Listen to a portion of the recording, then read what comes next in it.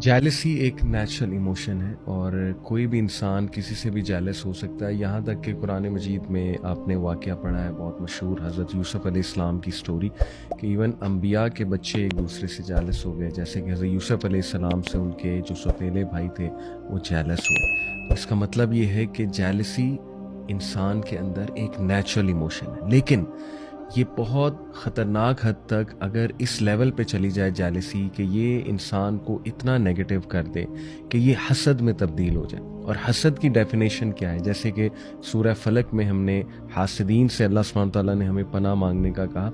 हासिद वो होता है जो आपसे इस लेवल पे जेलस हो जाए कि वो अब ये चाहे कि जो नेमत आपके पास है वो आपसे छिन जाए और आप तबाह बर्बाद हो जाए। और हासिद फिर इस लेवल पे दुश्मनी पे जाता है कि वो फिर आपको तबाह बर्बाद करने में लग जाता है। लेकिन ये भी हमें जो है वो कुरान और हदीस की रोशनी में ये बात पता लगती है कि सबसे पहले हासिद खुद अपना नुकसान करता है। सबसे पहले तो वो अपने तमाम जो नेक अमाल हैं, ऑब्वियसली नबी सल्लल्लाहु अलैहि वसल्लम ने कहा ना कि जिस तरह से हसद जो है वो नेक अमाल को खा जाता है, और बिल्कुल ही इसी तरह है जिस तरह से दीमक जो है वो लकड़ी को खा जाती है, तो पता भी नहीं लगता इंसान को उसके नेक अमाल जो है वो इस तरह से ख़त्म हो रहे होते हैं, अल्लाह माफ़ करे। उसके बाद उसकी पर्सनैलिटी पे उसके बहुत नुकसानात होते हैं, क्योंकि हासिद इनसिक्योर होता है। एक जेलस इंसान एक इनसिक्योर इंसान है जिसकी अपनी बहुत सी इनसिक्योरिटीज़ होती हैं।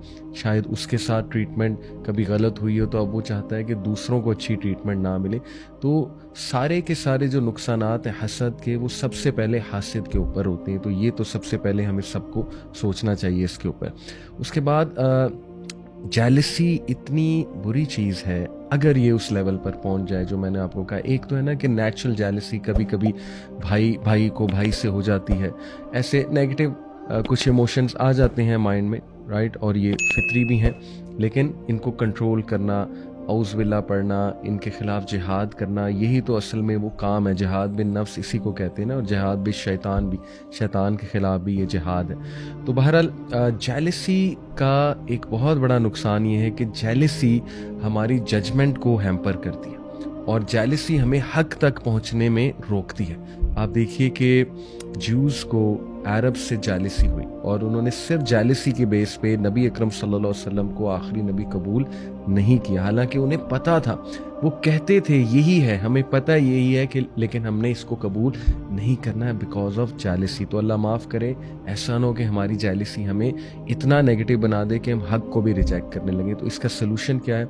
सबसे पहला सलूशन तो ये कि जेलस पीपल, उनको कैसे अवॉइड किया जाए। जब भी जेलस लोग आपको कोई बहुत बात लगाएं या उनके रवैये से जेलसी आपको नज़र आ रही है तो इसको पर्सनल ना लें और हंसी मजाक में उस बात को उड़ा दें और उसके लिए दुआ भी करें।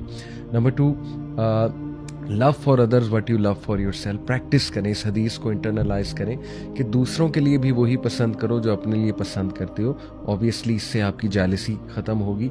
और नंबर 3, अपने ऊपर काम करें, अपनी इनसिक्योरिटीज़ पे काम करें, अपने आप को बेहतर बनाएं, बजाय कि दूसरों से कंपेयर कर करके जेलस होने के अपने आप को बेहतर बनाएं। और ये सोचें कि अल्लाह मेरे बारे में क्या सोचते हैं और मैं अल्लाह सुब्हानहू व तआला के आगे मेरी क्या हैसियत है। और फिर ये याद रखिए, अल्लाह जिसको चाहता है नवाजता है, इसलिए जेलस होने का फ़ायदा नहीं है। अल्लाह जिसको चाहता है देता है। जो आपको दिया है वो भी अल्लाह की तरफ से है, जो दूसरे को दिया है वो भी अल्लाह ने उसको दिया है। तो जेलस होने की क्या ज़रूरत है?